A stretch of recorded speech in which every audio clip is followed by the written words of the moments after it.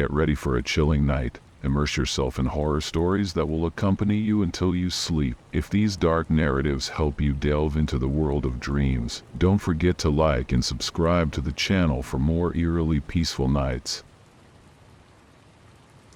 They say that the hours between 4 and 6 in the morning are a trucker's worst enemy, and I couldn't agree more.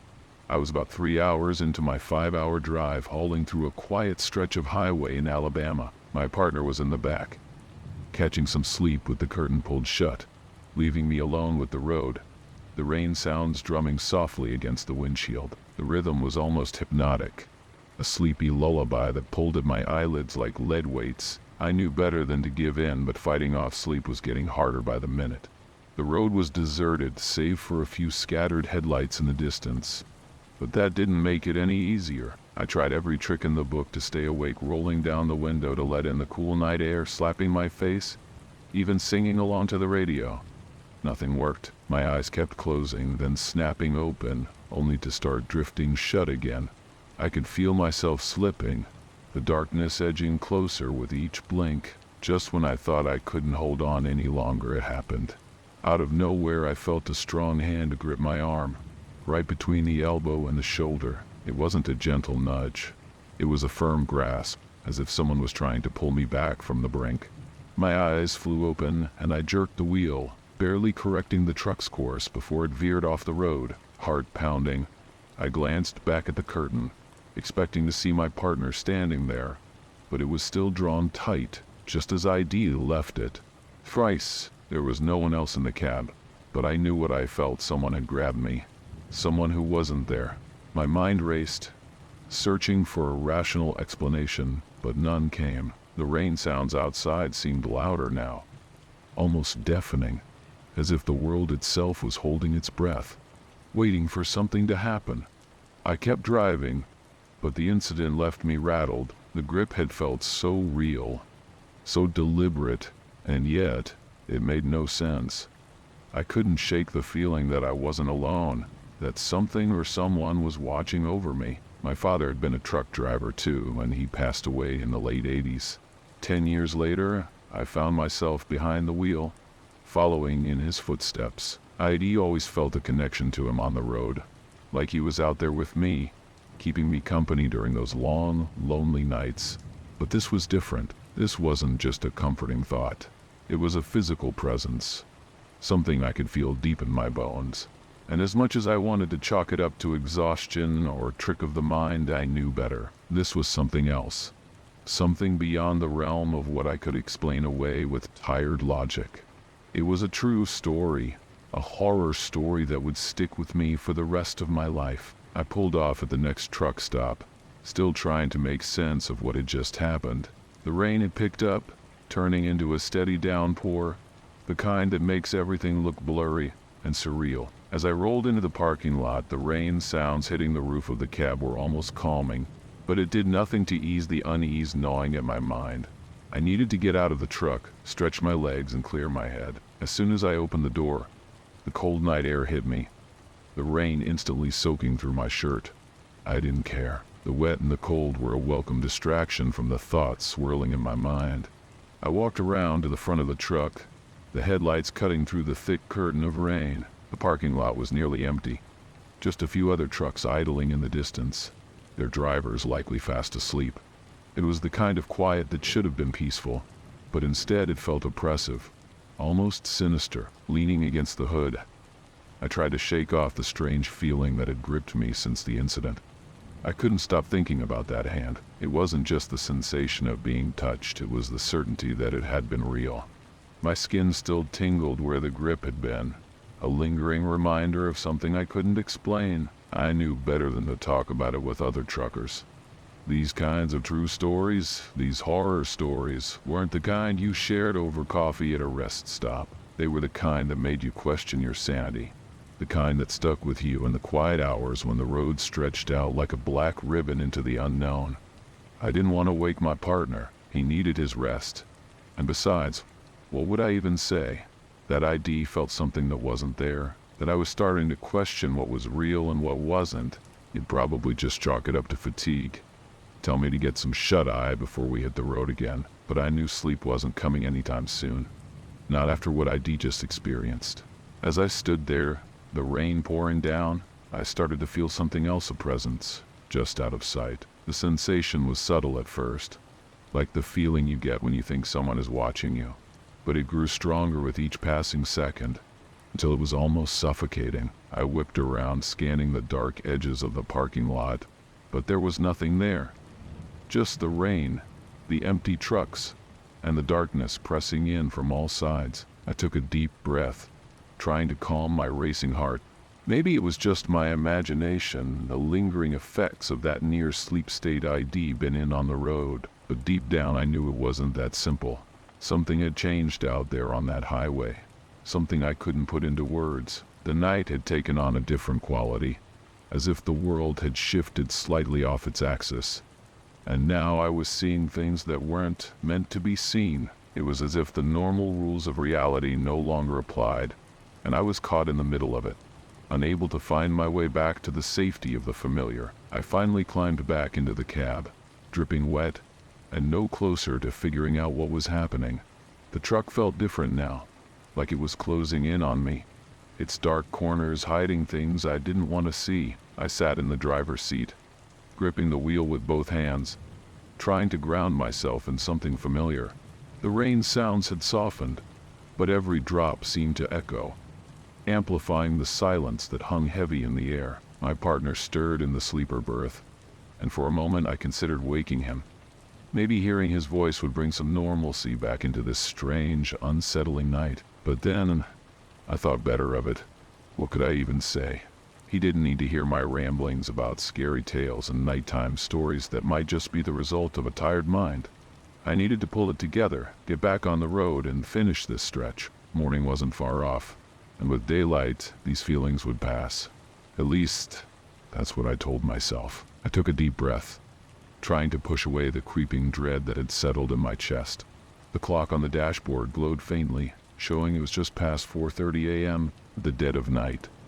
I turned the key in the ignition, and the engine rumbled to life, the vibrations steadying me a bit. But as I prepared to pull out of the lot, something caught my eye. In the rearview mirror, I saw movement, a shadow, fleeting and quick, darting just beyond the reach of the taillights. I froze, my heart pounding in my ears. I knew I had to be imagining things, but I couldn't shake the image from my mind. It was like the shadow had a weight, a presence that lingered even after it was gone. My hand trembled as I adjusted the mirror, trying to get a better look, but there was nothing there, just the rain, the empty asphalt, and the distant outlines of other trucks. I wanted to believe that it was just a trick of the light, a stray cloud passing over the moon, but I couldn't. It felt too real, too deliberate. I sat there, staring into the darkness, unable to shake the feeling that something or someone was out there watching me. I could feel the hairs on the back of my neck stand up, a primal warning that I wasn't alone. My mind flashed back to the grip on my arm, the pressure that had jolted me awake just in time. What if it hadn't been a guardian angel? What if it was something else entirely? Something not looking out for me but trying to warn me or even lure me into a trap? I didn't want to think about it, but the thoughts kept coming, each one more unsettling than the last. I needed to get back on the road, leave this place behind. I shifted into gear, the truck lurching forward as I guided it back onto the highway. The rain had let up slightly, but the road was still slick, the tires hissing as they cut through the wet pavement. I kept my eyes on the road ahead, trying to focus on the lines, the signs, anything that could keep my mind from wandering back to that shadow.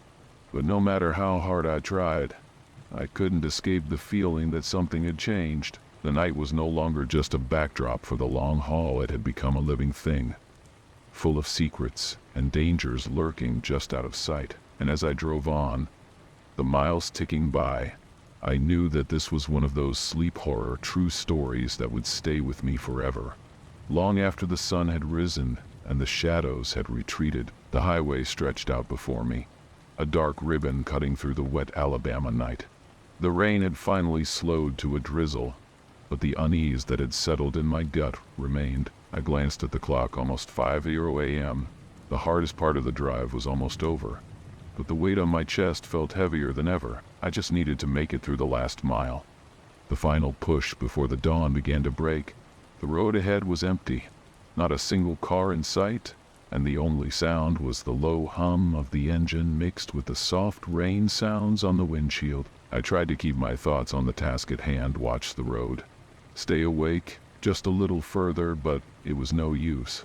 My mind kept drifting back to that shadow in the mirror, the feeling of being watched that I couldn't shake. It wasn't just in my head anymore. It was real as the road beneath my tires. Suddenly, the truck's headlights caught something up ahead, movement on the shoulder. I squinted through the rain-slicked windshield, trying to make it out. It was just a flash, a brief glimpse, but I knew I wasn't imagining it. Something or someone was out there, just beyond the reach of the lights. I slowed the truck down, instinctively gripping the wheel tighter as I tried to get a better look. Whatever it was, it had vanished back into the darkness, leaving nothing but an uneasy feeling in its wake. I wanted to believe it was just a stray animal, maybe a deer or a raccoon darting across the road, but deep down I knew better. There was something more to this night, something that defied the simple explanations I was desperately clinging to. The shadow, the grip on my arm, the sense of being followed at all, added up to a true story that no one would believe if I tried to tell them. But it didn't matter. I didn't need them to believe it. I just needed to make it through this last stretch and get off the road. As I pressed on, the unease gave way to something more tangible: fear. My mind raced through the possibilities, each one darker than the last. What if whatever was out there wasn't just watching? What if it was waiting for the right moment? The final mile when my guard was down. The thought made my skin crawl, and I felt that familiar grip on my arm again. Only this time it was cold, clammy, like a hand reaching out from the grave. I flinched, nearly swerving the truck, but there was no one there. Just me, the road, and the invisible presence that had been with me all night. Finally, I saw the lights of a rest area up ahead, a beacon in the darkness. Relief washed over me, and I turned off the highway, the truck groaning as it slowed to a stop in the nearly deserted lot. I killed the engine, the sudden silence ringing in my ears, and sat there for a moment, hands still gripping the wheel, heart hammering in my chest. I didn't know what I'd just experienced, whether it was a product of exhaustion or something more sinister. But I knew one thing for sure: I'd never felt fear like that before. Not on the road, not in the dead of night, not anywhere. I needed to tell someone, to get it off my chest, but who would understand? These kinds of scary stories, the true ones that stick with you long after the sun comes up, aren't the kind you share easily. They're the kind you carry with you, tucked away in the back of your mind, until the next time you find yourself alone on a dark road, wondering what might be out there, just beyond the reach of the headlights. I sat there for a long time, listening to the rain sounds, waiting for the fear to pass. Eventually, I climbed into the back, pulling the curtain shut, and lay down, hoping for sleep that would never come. But even as I closed my eyes, the memories of that night lingered, replaying over and over again in my mind. The shadow in the mirror, the grip on my arm, the unseen presence on the highway, they were all part of a narrative too real to forget. A horror compilation that would haunt my dreams for years to come. And as I drifted into an uneasy sleep, I knew that some stories weren't meant to be told. They were meant to be lived, to be survived, and ultimately, to be feared.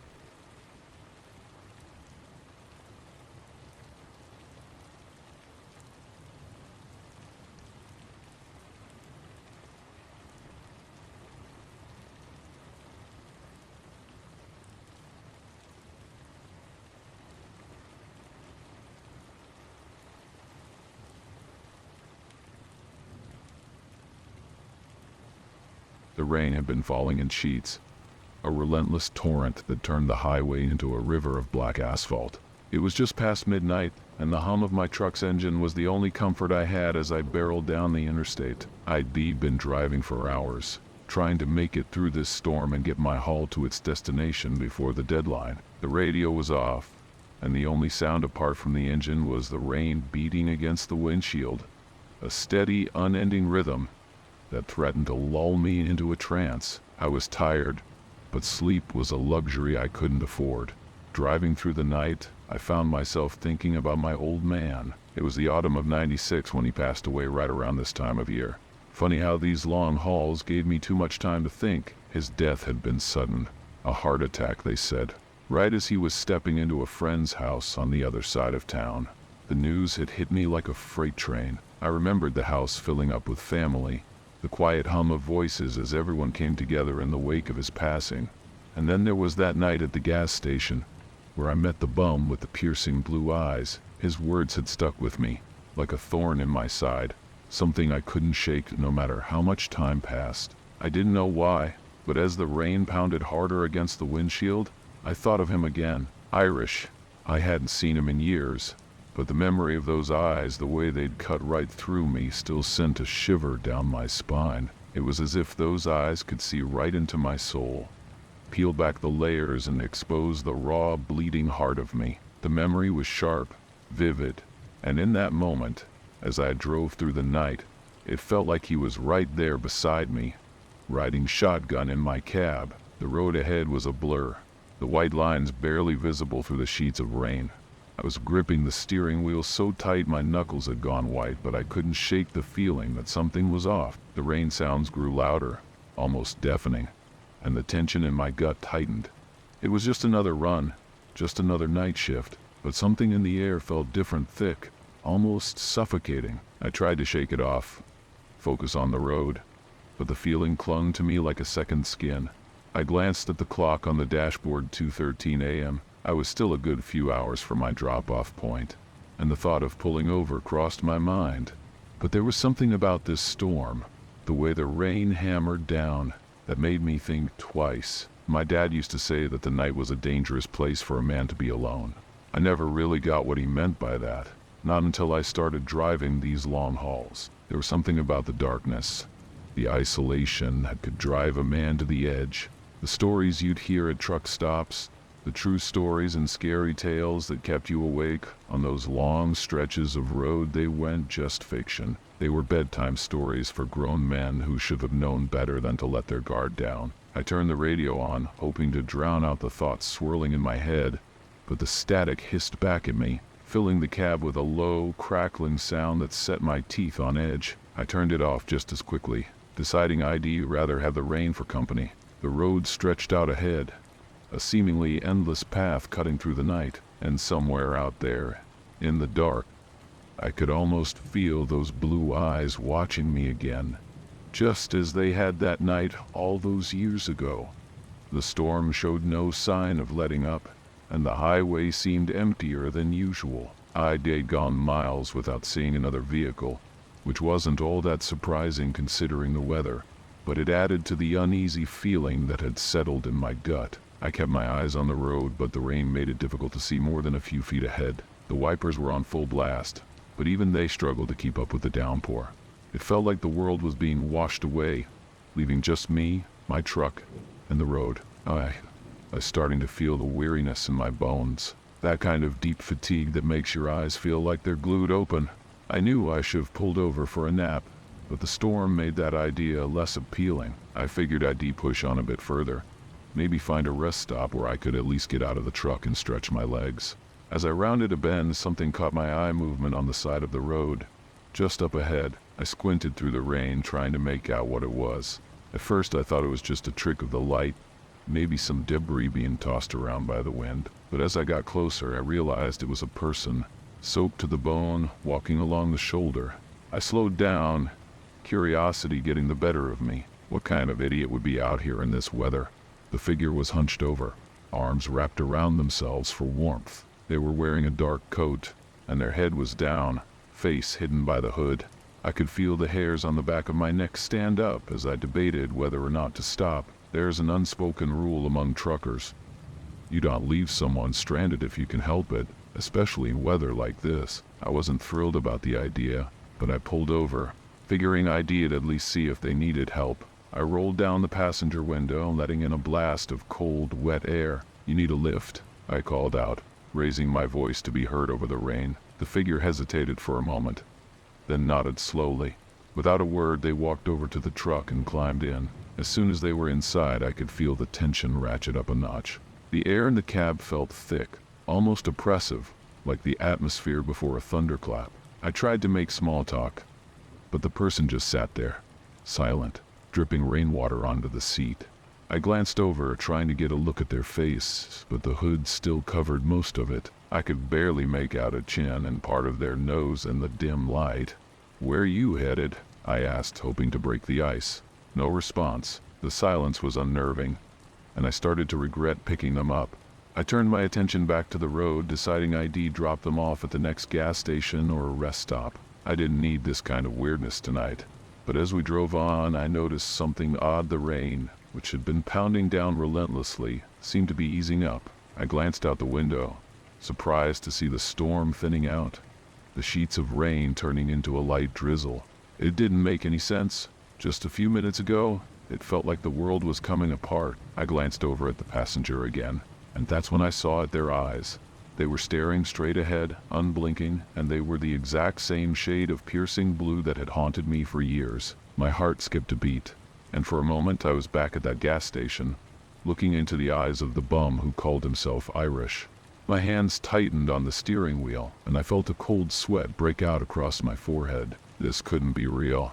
It had to be some kind of trick, a coincidence. But deep down, I knew it wasn't. I couldn't tear my eyes away from those piercing blue orbs. They seemed to glow in the dim light of the cab, cutting through the shadows like twin beams of cold fire.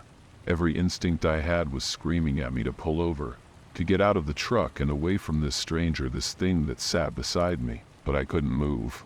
My hands were glued to the steering wheel, and my foot stayed pressed against the gas pedal as if on autopilot. The rain had almost completely stopped now, leaving a wet, glistening road ahead of us, but the atmosphere inside the cab was suffocating. The silence between us grew heavier with each passing second. My mind raced, trying to make sense of what was happening.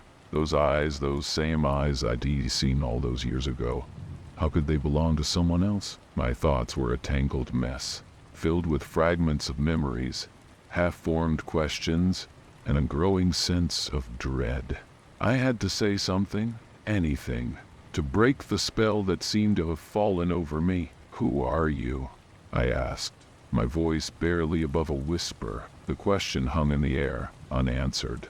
The passenger remained still, those blue eyes locked on the road ahead. I could feel my pulse hammering in my ears, my breath coming in short, ragged gasps. This wasn't right. None of this was right. The stranger's presence in my truck felt wrong on a primal level. Like something out of a scary story you'd hear around a campfire. A story that was never supposed to be real. Then, finally, the figure spoke. The voice was low, almost a murmur, but it cut through the silence like a knife. "You shouldn't be out here tonight." The words sent a chill down my spine, and I swallowed hard, trying to keep my voice steady. "What do you mean?" I asked, glancing over at the passenger again, but they didn't respond. Instead, they turned to face me fully. And for the first time, I saw their face clearly. It was pale, almost ghostly, with features that seemed to blur at the edges, like a reflection in a fogged-up mirror. But it was the eyes that held me, the same eyes that had stared into my soul years ago, when I was mourning my father's death. "You're not supposed to be here," the figure repeated, their voice echoing strangely in the confined space of the cab. "You need to turn back." A surge of fear jolted through me, and I struggled to keep the truck steady on the road. "Turn back? To where?" I asked, my voice cracking with desperation. But I knew, deep down, that they weren't talking about the road. They were talking about something else, something far more sinister. The air in the cab grew colder, and I felt a strange pressure building in my chest, like something was squeezing the life out of me. The figure leaned closer, their breath fogging up the window beside me. "There's no going back once you cross that line," they whispered, their voice filled with a cold certainty that made my blood run cold. "Not for you, not for anyone." I stared at the road ahead, my mind racing. What were they talking about? But before I could ask, the figure reached out and placed a hand on my arm. The touch was icy, sending a jolt of electricity through me, and I felt a wave of nausea rise up in my throat. "You've been warned," they said, their voice echoing with an otherworldly resonance. "Don't make the same mistake again." Then, as suddenly as they had appeared, I blinked, my heart pounding in my chest, and looked over at the passenger seat. It was empty, the door was closed, and there was no trace of the stranger who had been sitting there just moments before. I slammed on the brakes, the truck skidding to a halt on the wet road, and frantically searched the area around me, but there was nothing. No sign of anyone, no footprints in the rain-soaked ground. It was as if they had never existed.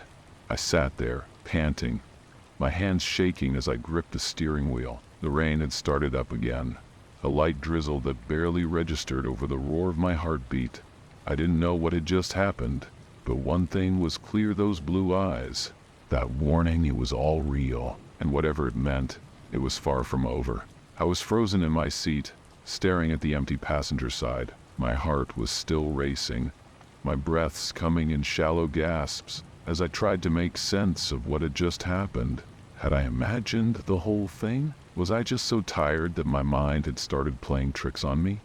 I wanted to believe that, but the memory of those blue eyes was seared into my brain. I couldn't shake the feeling that I had narrowly escaped something far worse than a sleepless night on the road. The rain was coming down harder now, a relentless downpour that blurred the world outside. I wiped the sweat from my brow, trying to calm myself down, but it felt like the cold touch of that stranger's hand was still lingering on my arm. I had to get moving. I couldn't stay here, in the middle of nowhere, with that memory haunting me.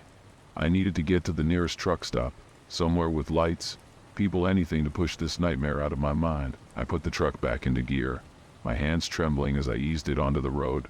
The rain-slicked asphalt glistened under my headlights, and I forced myself to focus on the familiar rhythm of the road. But the atmosphere had changed. The once comforting rumble of the engine felt more like a ticking clock, counting down to something inevitable. I gripped the wheel tighter, my knuckles white as I tried to maintain control, both of the truck and my fraying nerves. As I drove, the night seemed to close in around me, the darkness pressing in from all sides. I glanced at the clock, 3:47 a.m. It felt like hours had passed since the encounter with that strange hitchhiker. But in reality, it had only been a few minutes. My destination was still miles away, and I couldn't shake the feeling that something was wrong, like I was being watched. Though I knew I was alone, the road stretched out before me, endless and unforgiving, and I felt a gnawing fear that I would never reach the end of it. The truck stop came into view just as the first light of dawn began to creep over the horizon, a faint glow that barely penetrated the storm clouds. I pulled in, the tires crunching on the gravel lot, and parked near the entrance. The rain had slowed to a steady drizzle, and I sat there for a moment, just breathing, trying to collect myself. I needed to get out of this truck, away from the memories that clung to it like ghosts. I climbed down from the cab and made my way inside. The fluorescent lights of the truck stopped flickering overhead. The place was quiet, with only a few other drivers scattered around, sipping coffee and staring blankly at the TV mounted on the wall. I grabbed a cup of coffee myself and took a seat at the counter, my mind still reeling from the night's events. The warmth of the drink did little to soothe the chill that had settled in my bones. As I sat there, nursing my coffee, I couldn't help but overhear the conversation between two truckers a few seats down. They were swapping stories, the kind of nighttime stories you only hear on the road, scary tales about accidents, close calls, and things that go bump in the night. I tried to tune them out, but one phrase caught my attention. "It's like those true stories you hear about the blue-eyed hitchhiker." I nearly dropped my coffee. I turned to the trucker who had spoken, my heart pounding. "What did you just say?" I asked, my voice sounding more frantic than I intended. The man looked at me, puzzled. "The blue-eyed hitchhiker," he repeated. "It's just one of those scary stories truckers tell. Supposedly has some kind of omen. People who pick him up, well, let's just say they don't always make it to their destination." I felt a cold wave of dread wash over me. The blue eyes, the warning, it all made sense now. But before I could ask more, the man's phone buzzed, and he got up to leave, muttering something about an early delivery. I was left sitting there, the pieces of the puzzle clicking into place in my mind, though the picture they formed was one I didn't want to see. I drained the last of my coffee and walked back to my truck, the early morning light finally breaking through the clouds. The rain had stopped, and the world seemed almost peaceful, but the fear lingered. I climbed back into the cab, still haunted by those eyes, and started the engine. As I pulled out of the lot and back onto the highway, I couldn't shake the feeling that this wasn't over. The road ahead was long, and somewhere out there in the rain-soaked darkness, those blue eyes were still watching. But I'd been warned, and I knew one thing for certain. I'd never pick up another hitchhiker again.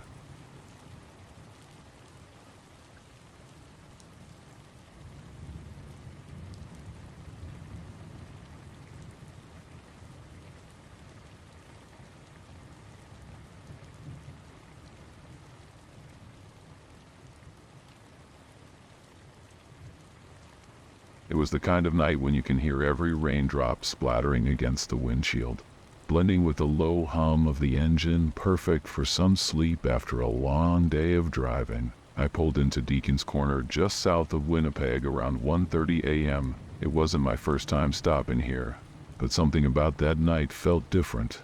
The rain was heavier than usual, the kind that makes you double-check your headlights and squint into the darkness, searching for the road ahead. The truck stop, known for its constant buzz of activity, was strangely silent. Even the rain sounds seemed muted, as if the downpour was just for me. After almost 11 hours behind the wheel, I needed sleep badly. I found a spot in the back of the lot, away from the few trucks that were parked under the dim flickering lights. My Honda Civic felt out of place among the towering rigs, but I figured it would be quiet enough here to catch some shut-eye.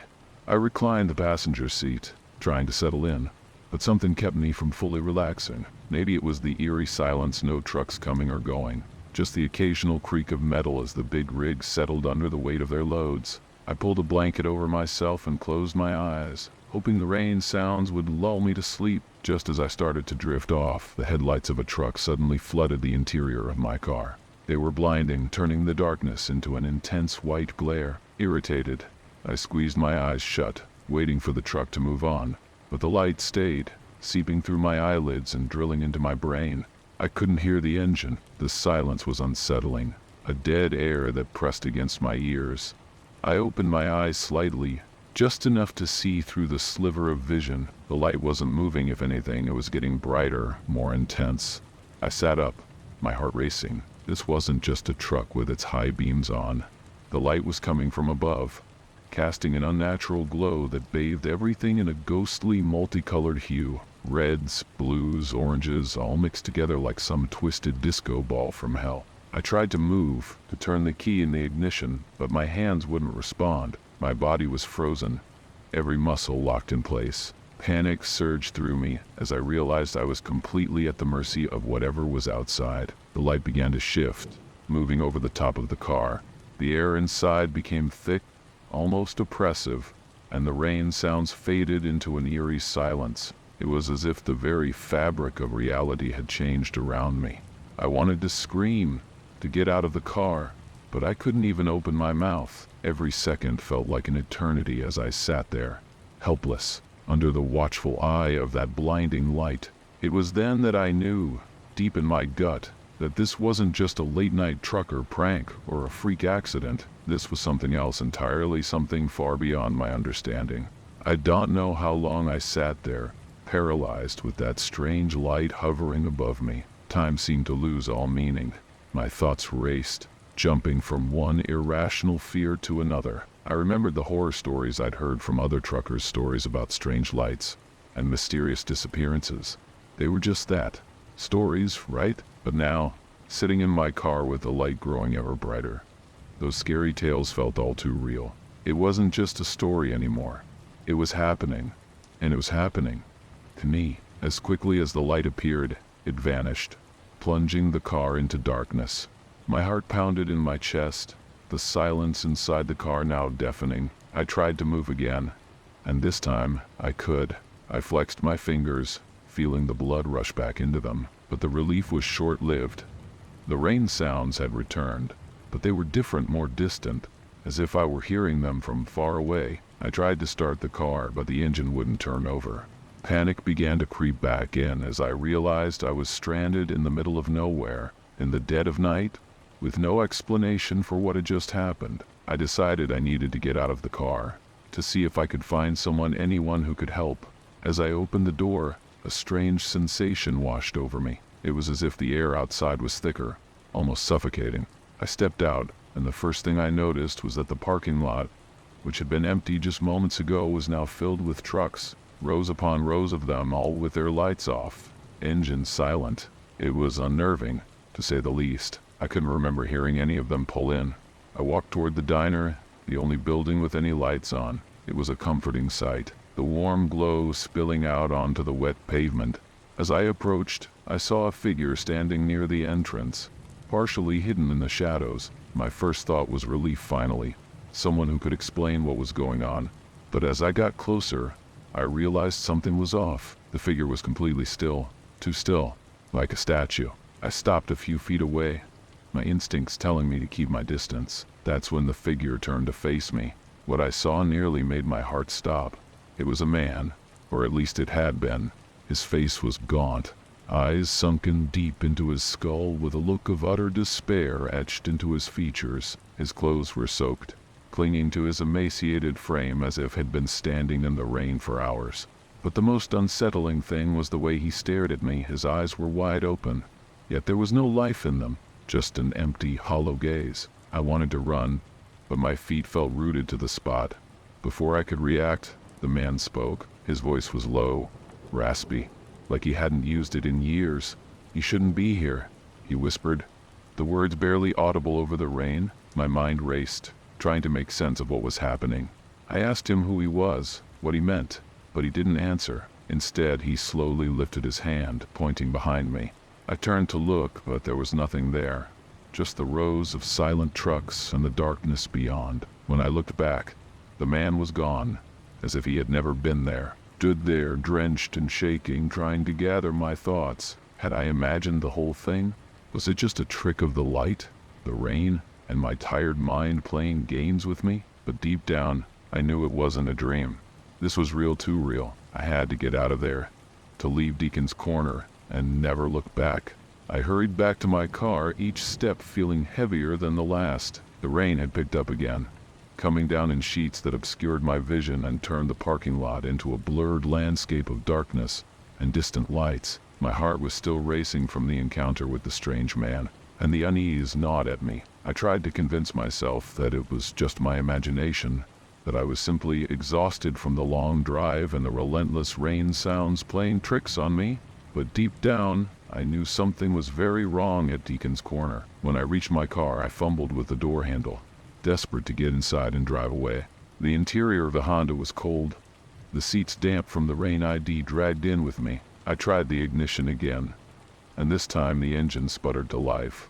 Relief washed over me, but it was quickly replaced by a new wave of anxiety. I needed to leave now before anything else happened. I threw the car into reverse, glancing over my shoulder to make sure the way was clear. But instead of the empty lot I expected, I saw something that made my blood run cold.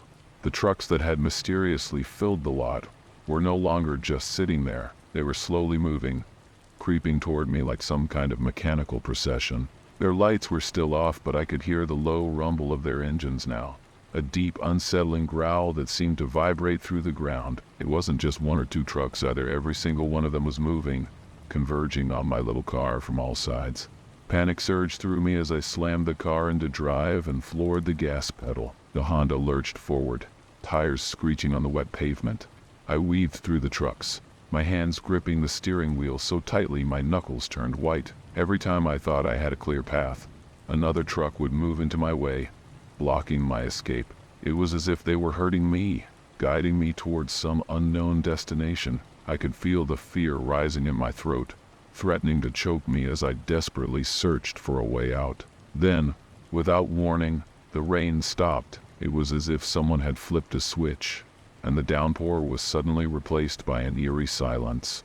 The trucks stopped moving, their engines going dead all at once. I skidded to a halt, my breath coming in short, ragged gasps. The silence was deafening, the kind that presses down on you, making you feel small and insignificant. I sat there, too terrified to move, as the realization slowly dawned on me. I was trapped. There was no way out. I don't know how long I sat there staring at the wall of trucks surrounding me. It could have been minutes, or it could have been hours, Time had lost all meaning. My mind raced, trying to figure out what to do, but every thought seemed to hit a dead end. Then, just as I was about to give up, I noticed something strange. The darkness beyond the trucks wasn't empty. There was something moving out there just at the edge of my vision. At first I thought it was just a trick of the light, but as I squinted into the gloom, I saw them figures, human shapes, slowly emerging from the shadows. They walked between the trucks, moving with a slow, deliberate pace, like they had all the time in the world. As they got closer, I could make out more details. Their clothes were tattered, soaked through by the rain, and their faces were pale, almost ghostly, but it was their eyes that sent a shiver down my spine. They were wide open, staring straight ahead with that same hollow, lifeless gaze I had seen on the man by the diner. There were dozens of them, maybe more, all moving toward my car in perfect unison. I was frozen, unable to tear my eyes away from the approaching figures. They moved with an unnatural grace, their footsteps silent on the wet pavement. As they closed in, I felt a wave of cold wash over me, a bone-deep chill that sapped the strength from my limbs. I knew I had to do something, anything, to get away from them, but my body refused to cooperate. All I could do was sit there, watching as they drew closer and closer, until they were right outside the car, their blank faces pressed against the windows. My breath caught in my throat as the figures pressed closer, their pale faces inches from the glass.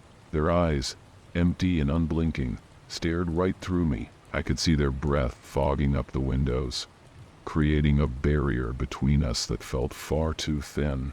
My heart pounded in my chest, each beat echoing in my ears like a drum, drowning out any rational thought. I had to get out of there. I had to escape before they broke through that fragile barrier. With a sudden burst of adrenaline, I forced my body into action. My hands flew to gear shift, throwing the car into reverse as I slammed my foot on the gas pedal.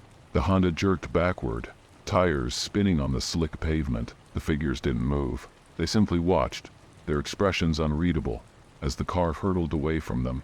For a moment I thought I was in the clear, that I'd managed to break free of whatever nightmare I'd stumbled into. But as I turned the wheel, trying to navigate through the maze of trucks, I realized the nightmare wasn't over.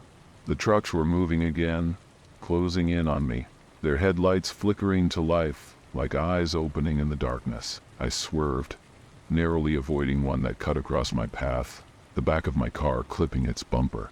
The impact sent a jolt through the vehicle, but I didn't stop. I couldn't stop. I had to keep moving, had to find a way out. In the chaos, I saw a gap between two trucks, a narrow opening that might be just wide enough for my car to squeeze through.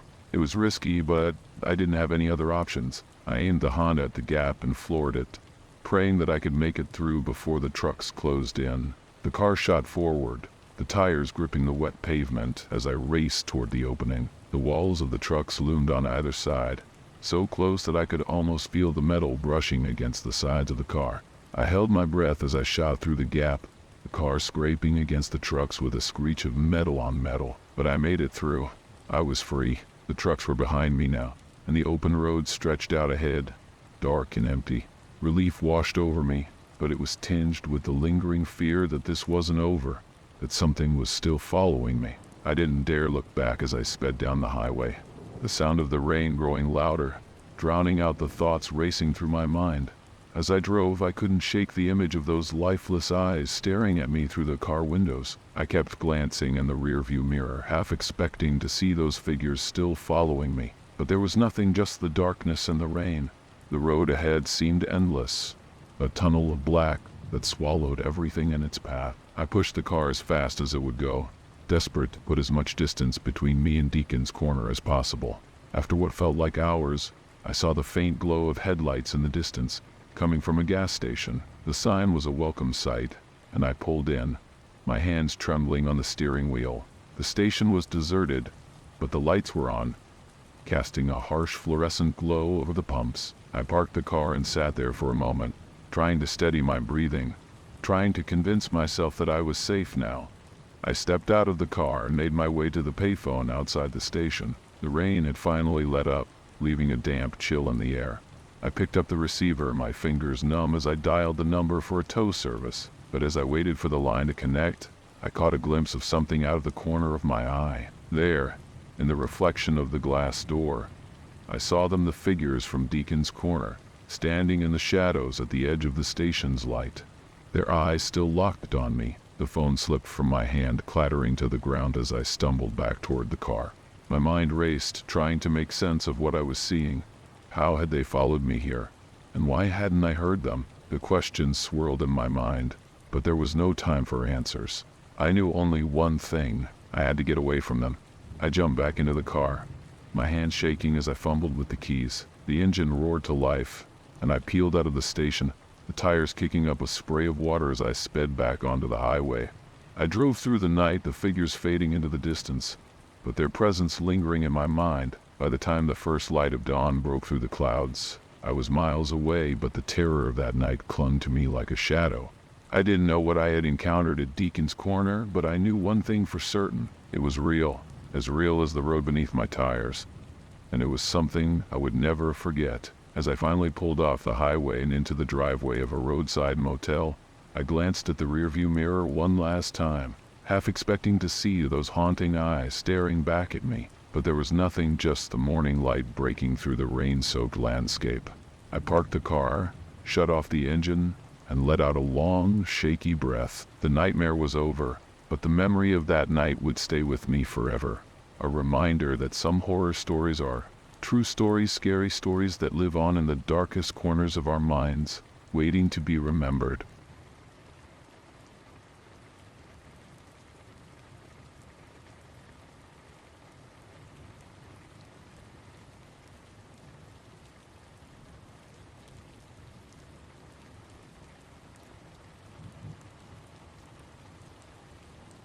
I've always heard that trucking is more than just a job. It's a lifestyle, a solitary journey where the road becomes your closest companion. But nothing prepared me for the bizarre events that happened during one long, dreary night that still haunt me to this day. It all started with a routine haul, a late-night drive through the winding back roads of northern Pennsylvania. The kind of route that's usually uneventful, save for the occasional deer darting out in front of the truck. But that night was different, and it's something I've never been able to fully shake off. The rain had been falling steadily for hours, creating a symphony of rain sounds against the windshield that should have been comforting, even relaxing, but instead, it only added to the eerie sense of unease creeping up on me. The sound of the rain was like a constant whisper, a sort of background noise that filled the cab and made it feel as though I wasn't entirely alone. I turned up the radio, trying to drown out the unsettling feeling. But even the familiar hum of the engine and the static-laced music did little to calm my nerves. I remember glancing at the clock, realizing it was well past midnight, the hour when every mile feels like 10. My eyelids were heavy, and I knew I needed to pull over soon. The truck stop at the next exit was a welcome sight, a beacon of neon in the otherwise pitch-black night. As I pulled into the lot, I noticed it was mostly empty, just a couple of rigs parked under the dim streetlights.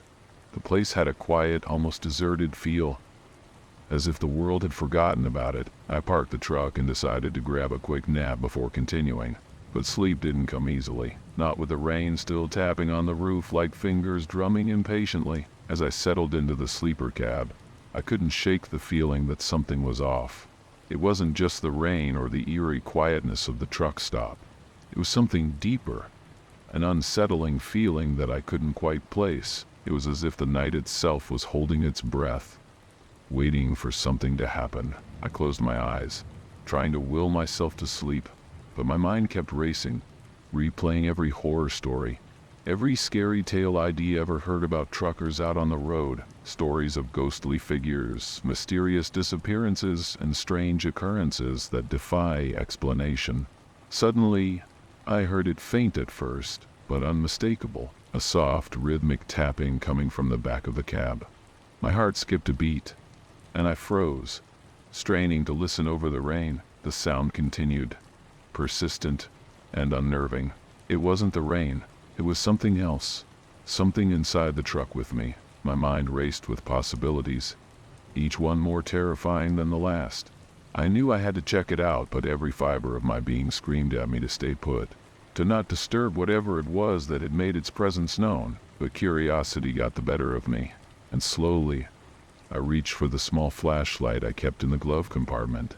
With trembling hands, I flicked it on and pointed it toward the back of the cab. What I saw sent a chill down my spine. There, on the floor, was a small puddle of water, but the source wasn't from a leak or spilled drink. It was something far more bizarre. The puddle seemed to pulse, as if alive, expanding and contracting with a rhythm all its own, and then, just as suddenly as it had appeared, it began to evaporate, disappearing before my eyes. I sat there, stunned, trying to make sense of what I had just witnessed. Was it a trick of the light, or had I just seen something that defied all logic? I didn't have time to ponder the question though, because the rain outside had stopped, and an eerie silence fell over the truck stop, as if the world itself had paused to take a breath. I sat there for what felt like an eternity, the silence pressing down on me like a heavy blanket. My mind raced, replaying the strange incident over and over, trying to come up with a rational explanation. Maybe I was just tired. Maybe the lack of sleep was playing tricks on my mind. But no matter how much I tried to convince myself, I couldn't shake the feeling that something was very wrong. The rain might have stopped, but the unease it had brought with it lingered like a bad aftertaste. I decided to get back on the road, hoping that driving would clear my head. Maybe I could leave the weirdness behind if I just kept moving. I started up the engine and pulled out of the truck stop, the tires splashing through the puddles left by the rain. The road ahead was slick and shiny, reflecting the pale light of the moon that had finally broken through the clouds. For a while, everything seemed normal again. The hum of the engine, the steady rhythm of the tires on the wet asphalt, it was almost enough to make me forget what had happened. I had been driving for maybe half an hour when I saw it. At first, it was just a shadow on the road, a vague dark shape that didn't quite register as anything unusual. But as I got closer, it became clear that it wasn't just a shadow. There was something or someone standing in the middle of the highway. My foot instinctively moved to the brake, and I slowed down, squinting through the windshield to get a better look. As the truck's headlights swept over the figure, my breath caught in my throat. It was a man, or at least it looked like one. He was tall and thin, with a gaunt face that seemed to be all sharp angles and hollow cheeks. His clothes were old-fashioned, like something out of a different era, and they hung off his body like they didn't quite fit. But it wasn't his appearance that sent a shiver down my spine.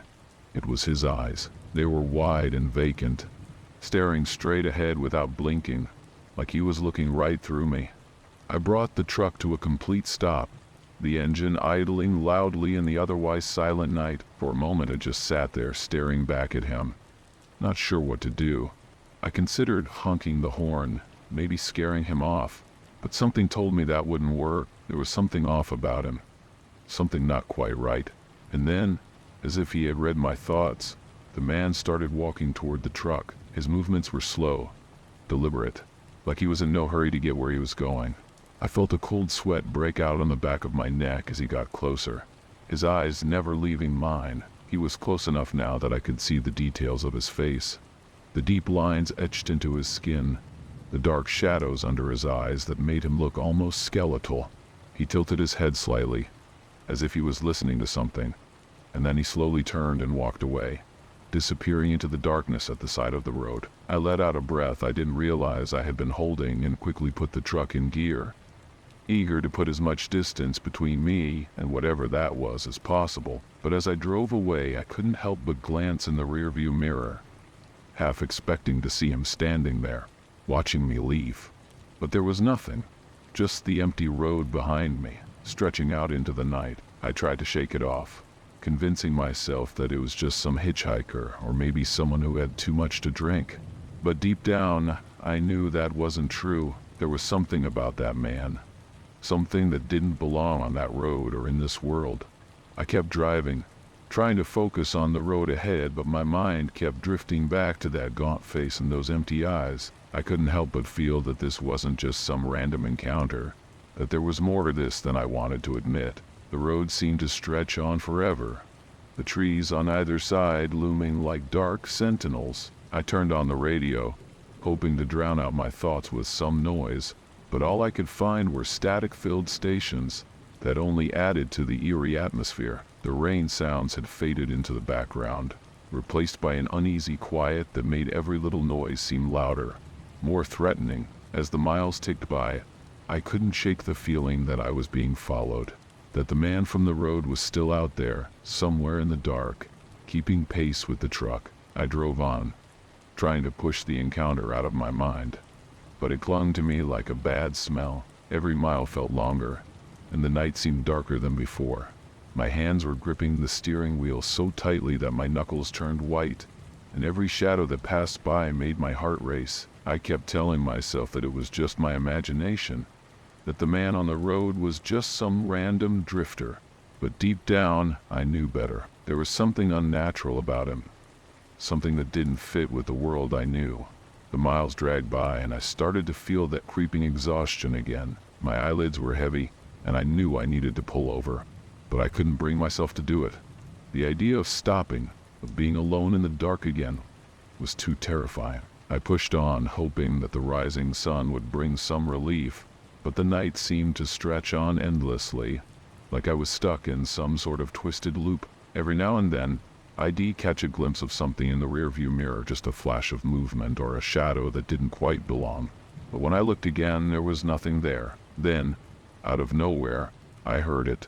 A faint noise at first, but it grew louder, more insistent. It was coming from the back of the truck, from the cargo area.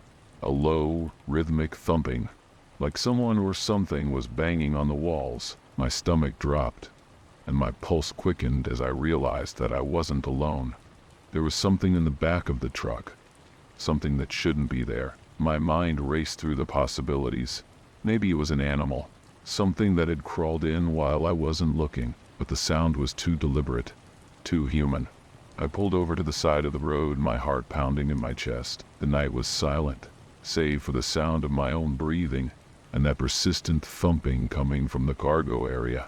I grabbed my flashlight and, with shaking hands, got out of the truck. The cold night air hit me like a slap in the face, and I had to force myself to take a step toward the back of the trailer.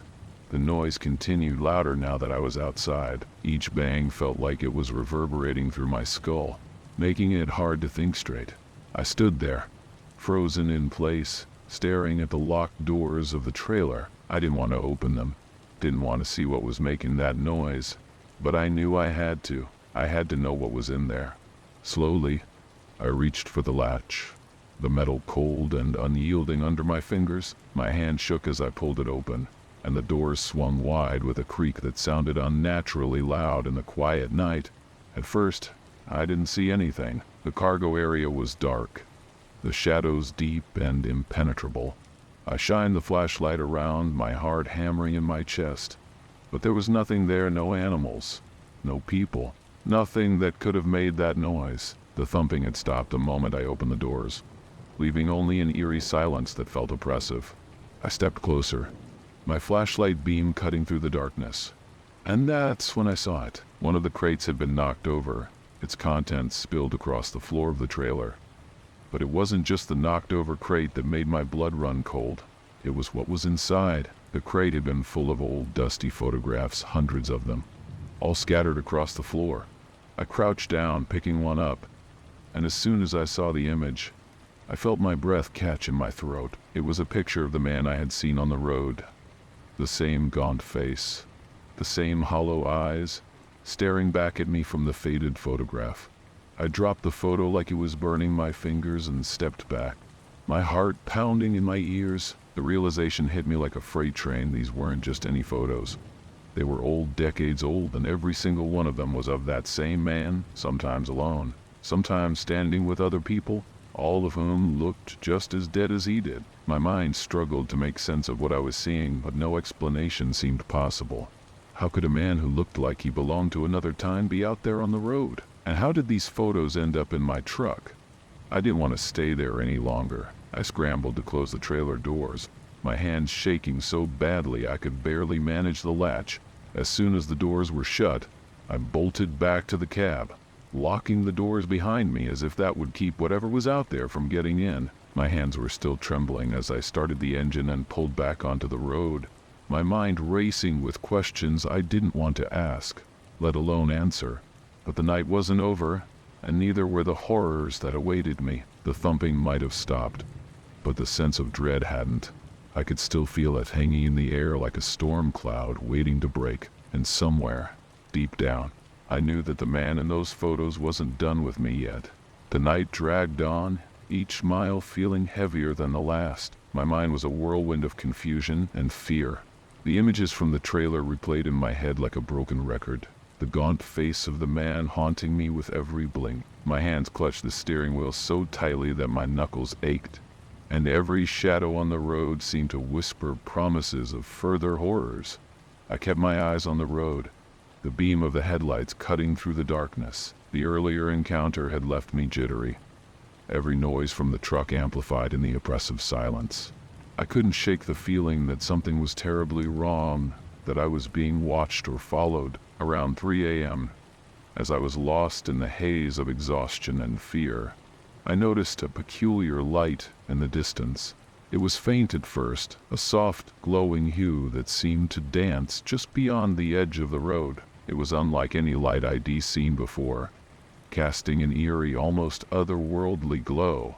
My curiosity got the better of me, and I slowed the truck to a crawl, trying to get a better look. The light grew brighter as I approached, revealing a small, dilapidated house standing alone by the roadside.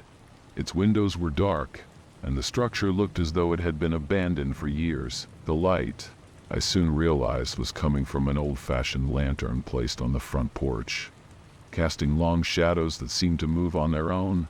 I stopped the truck and hesitated for a moment. The house was far from any town or populated area, and it seemed out of place in the middle of nowhere.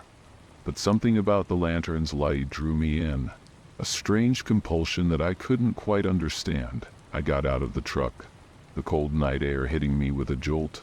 The moment my feet hit the ground, the lantern's light flickered and dimmed, casting the surroundings into an even deeper darkness. I approached the porch cautiously, my flashlight barely piercing the gloom. As I reached the door, I noticed something odd. A collection of old photographs, similar to those I had seen in the trailer, were scattered on the ground, just like the ones in the crate. My heart raced as I picked up one of the photos.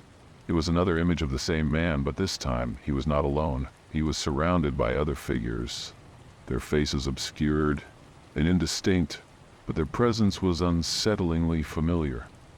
It was as if they were all part of a macabre tableau, waiting for me to understand their purpose. I heard a creak behind me and spun around, shining my flashlight in the direction of the sound. The porch was empty, but the air felt charged, as if something or someone was watching me. The sense of dread grew stronger, and I felt an inexplicable urge to leave.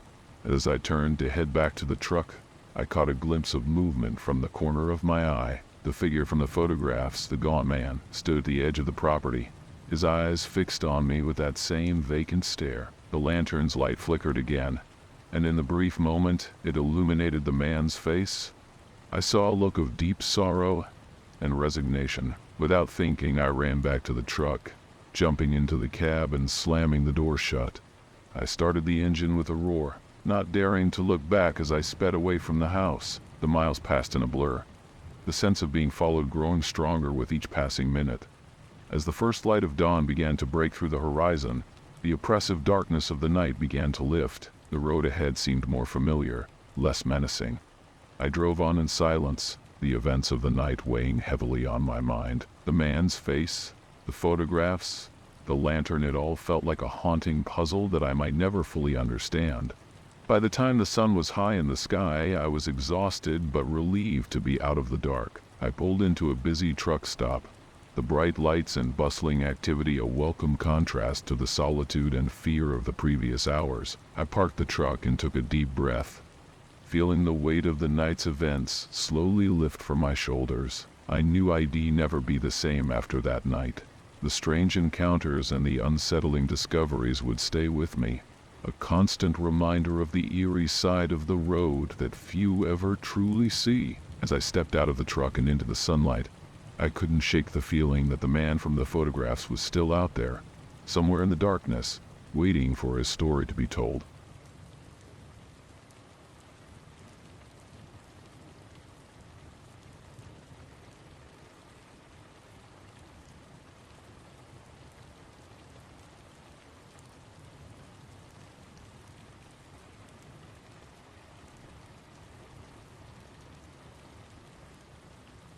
Late one rainy night in 1979.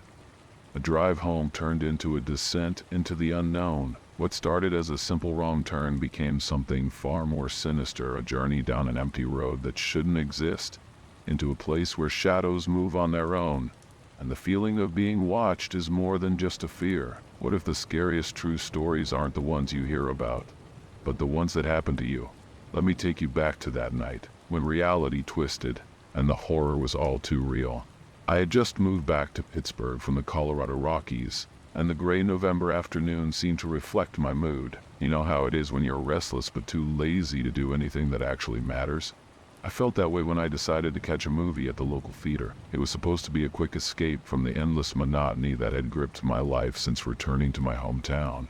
The sky looked like it was about to cry as I got out of my car several blocks away from the theater. No jacket, of course, because that's me, always unprepared. I glanced up at the darkening clouds, wondering if I'd be drenched by the time I got back to my old station wagon. The rain was a threat, but it hadn't started yet, so I hurried to the theater, not giving it much more thought. After the movie ended, I dashed out of the theater, and sure enough, the sky had opened up. It was pouring, one of those heavy rains that seemed to come out of nowhere. The wipers on my car slapped against the windshield, but they couldn't keep up with the deluge. I tried to navigate through the storm, feeling my way down the familiar streets of Pittsburgh, though nothing looked quite right in the rain. Then somehow, I made a wrong turn. I don't know when it happened, but suddenly I was on a steep, winding road I didn't recognize. It didn't feel like Pittsburgh anymore, but I kept driving, thinking I'd eventually find my way back to where I was supposed to be. The road seemed to stretch on forever, with no intersections or turnoffs in sight, just mile after mile of eerie, unfamiliar countryside. As I drove, the rain began to slow to a drizzle, but something felt off. The air was thick, heavy with an unplaceable tension. I wasn't just lost, I was somewhere I wasn't supposed to be. I tried to shake off the feeling, telling myself it was just the storm and the strange, empty road playing tricks on my mind. But deep down, I knew that wasn't all there was to it. The rain had nearly stopped, but the unease inside me grew stronger with every mile. The road ahead twisted and turned through dense woods, but there were no familiar landmarks, nothing that looked remotely like the Pittsburgh I knew. It was as if I'd driven straight out of the city and into some forgotten corner of the world. My knuckles whitened on the steering wheel as I kept my eyes peeled for anything that could guide me back. Then, I saw it. A sign for the turn. Relief flooded me. I knew the Pennsylvania Turnpike like the back of my hand. Once I got on, it would be a straight shot home. But as I approached the on-ramp, something strange caught my eye. The toll booth was empty. No attendant, no other cars, just a single automated machine flashing in the dim light. I shrugged it off. Maybe they had moved to fully automated tolls. Things change over the years, right? I grabbed my ticket and drove onto the turnpike, expecting to see the familiar signs for the exits. But the names on the ticket were bizarre. Jamesburg? Cedar Ridge? None of these were places I recognized. And none of them were exit 7, the one I needed to get home. My unease deepened when I realized that the turnpike was completely deserted. Not a single car in either direction. The freshly paved road stretched on for miles, with not a soul in sight. It was eerie, like I had stumbled onto a road that wasn't meant to be traveled yet. I started to wonder if I had somehow driven onto a new section of the turnpike that hadn't officially opened. But even that didn't make sense. If this was new, why weren't there any workers? Why hadn't I seen any signs warning about construction? It was just me and the empty road, with nothing but the faint sound of my tires on the wet pavement, and the distant drip of rain on the windshield. The silence was unnerving. No radio static, no engine hum. Just the quiet hum of the turnpike stretching endlessly before me. My mind started to race. I thought about horror stories I'd heard.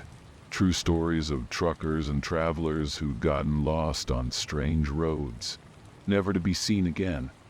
Was this one of those times? Was I just another lost driver, destined to become part of some scary compilation of nighttime stories? I shook my head, trying to stay rational. There had to be an explanation. Maybe this was just some weird, out-of-the-way section of the turnpike that I had never encountered before. Maybe I was overreacting. Still, I couldn't shake the feeling that something was terribly wrong. Then I saw an exit ramp up ahead. I didn't recognize the name, but I didn't care. I had to get off this road.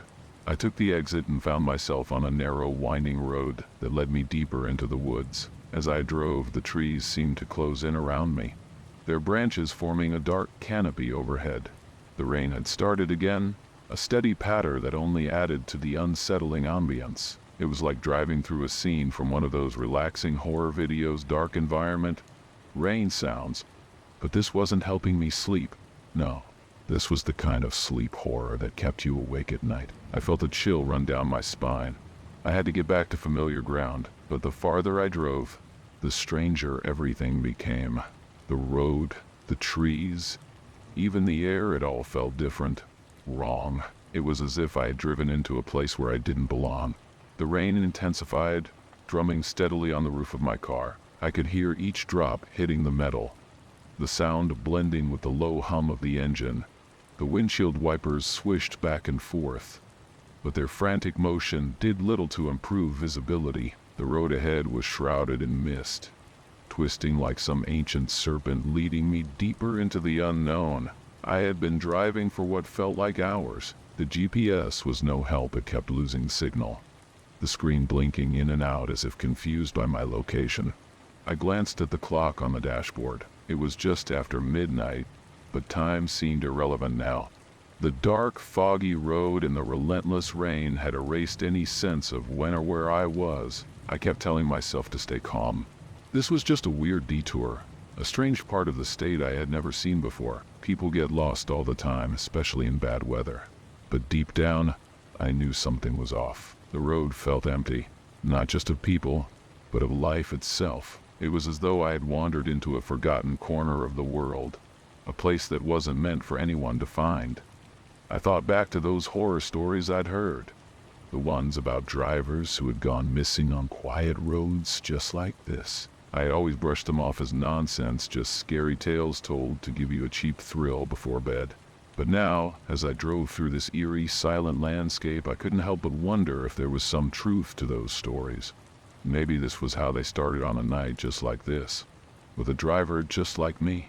Suddenly, the road straightened out, and in the distance, I saw what appeared to be a gas station. The lights were on, casting a pale yellow glow through the mist.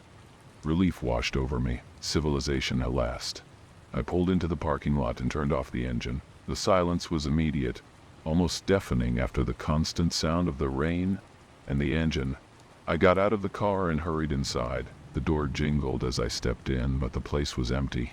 The flickering fluorescent lights buzzed overhead, casting strange shadows across the worn linoleum floor. The air inside was thick and musty, carrying a faint, unpleasant odor that I couldn't quite place. "Hello?" I called out, my voice sounding unnaturally loud in the stillness. No response.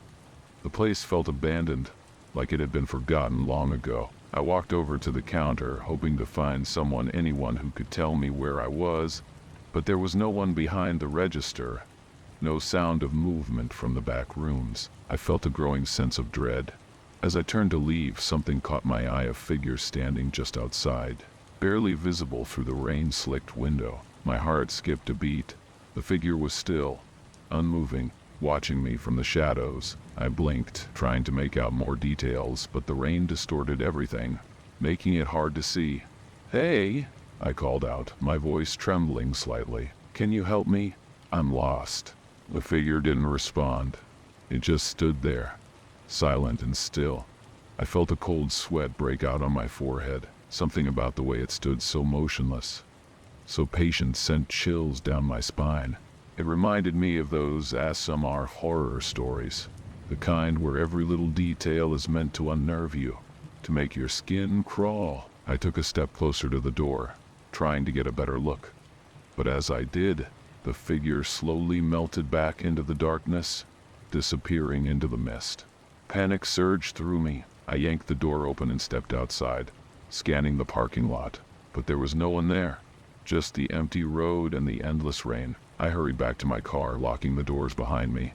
My hands were shaking as I fumbled with the keys, trying to start the engine. When it finally roared to life, I slammed the car into gear and sped out of the parking lot, my heart racing. I didn't know where I was going, but I knew I had to get away from that place, from whatever that thing was. The rain poured down harder as I drove, the wipers barely able to keep up. I kept glancing in the rearview mirror, half expecting to see that figure standing in the road behind me, but the road remained empty, silent. I drove for what felt like hours, the road winding endlessly through the dark woods. Every so often I would pass a sign with a name that meant nothing to me, places I had never heard of, towns that didn't seem to exist. It was as if I had driven off the map entirely, into some forgotten place where nothing made sense. Finally, just when I thought I couldn't take it anymore, I saw a familiar road sign in the distance. Relief washed over me as I realized I was back on the outskirts of Pittsburgh. I had no idea how I had found my way back, but I didn't care. All I wanted was to get home and forget this night had ever happened. As I pulled into my driveway, I couldn't shake the feeling that something had followed me. Even as I walked into my house and closed the door behind me, I felt that same unsettling presence lingering in the shadows. But when I turned to look, there was nothing there. Just the quiet hum of the house, the rain still tapping softly on the windows. I tried to sleep that night, but every time I closed my eyes, I saw that figure standing in the rain, watching me, waiting. Sleep was impossible. The rain had turned into a soft drizzle, the sound now a constant whisper against the windows. I tossed and turned in bed, my mind replaying the events of the night. Every time I closed my eyes, I saw that figure silent, unmoving, hidden in the shadows. The thought of it watching me, following me, filled me with an unease I couldn't shake. I eventually gave up on sleep and wandered to the kitchen. The house was still, the only light coming from the faint glow of the street lamp outside. I poured myself a glass of water, trying to calm my nerves, but no amount of water could wash away the dread that clung to me. I sat at the kitchen table, staring at the clock. It was 3 a.m., the darkest part of the night, when the world seems to hold its breath. I had heard stories about this hour, how it was the time when the boundary between the living and the dead was thinnest. It was the hour of the unknown, when true stories of horror unfolded, when things not meant for this world made themselves known. I laughed at myself. Too many scary stories, I thought. Too many late nights with my mind running wild.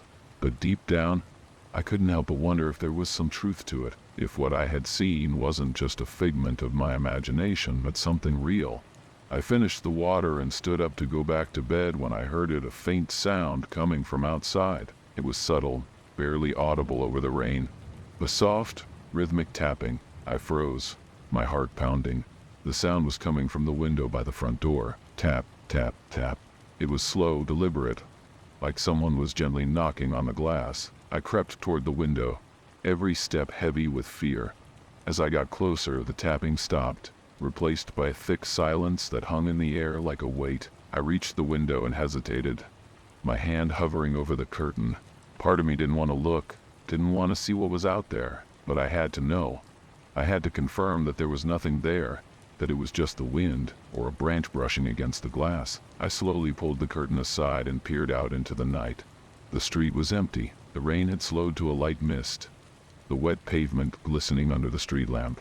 Nothing moved. I exhaled a shaky breath, relieved. But then, out of the corner of my eye, I saw it just for a split second, a shadow, darker than the night, standing at the edge of the light, watching me from across the street. I blinked, and it was gone, but the feeling remained. The weight of its presence lingered, heavy and oppressive. I stumbled back from the window, my mind racing. I couldn't stay here, not with that thing out there. I grabbed my car keys and my jacket and bolted for the door, not even bothering to turn off the lights as I left. The night air was cold and damp, but I barely felt it as I hurried to my car. I started the engine and drove, not caring where I was going, just needing to be away from that house, away from whatever was out there. The city streets were empty. The only sound, the soft rumble of the engine and the occasional hiss of tires on wet pavement. I drove aimlessly, my mind numb. The rain had all but stopped, leaving behind a dark environment of slick roads and foggy streets. Every shadow, every flicker of movement out of the corner of my eye made my pulse race. I felt like I was being hunted, like that shadow was always just one step behind me, waiting for the moment when I would let my guard down. I eventually found myself at a familiar place, a 24-hour diner on the outskirts of town. It was a place I had gone to many times when I couldn't sleep, when the quiet of the night was too much to bear. The neon sign buzzed softly in the night, casting a soft red glow over the parking lot. I parked the car and walked inside, the bell above the door jingling as I entered.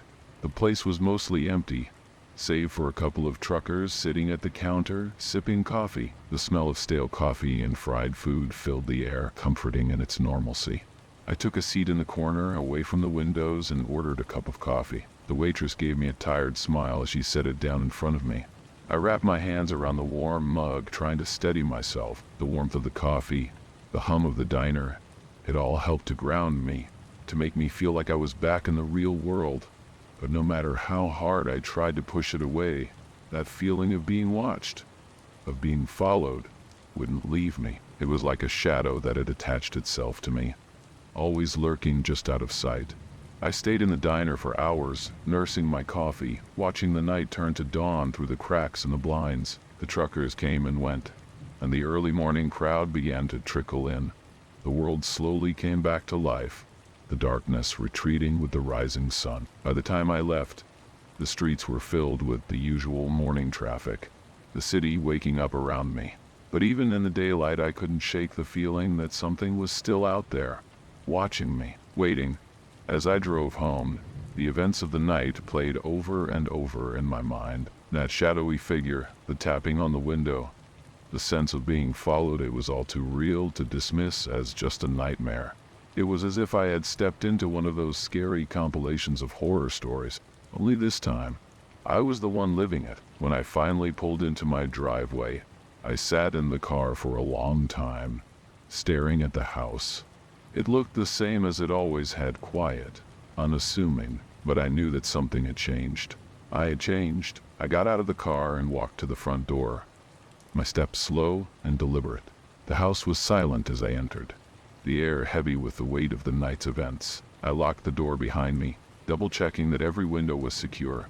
Finally, I made my way back to my bedroom, exhausted. I lay down, staring up at the ceiling, the soft sound of rain starting up again outside. Despite the comfort of my bed, sleep didn't come easily. Every creak of the house, every rustle of the wind made me jump. If you enjoyed the video you just watched, you won't want to miss this next one. Click now and I'll see you there.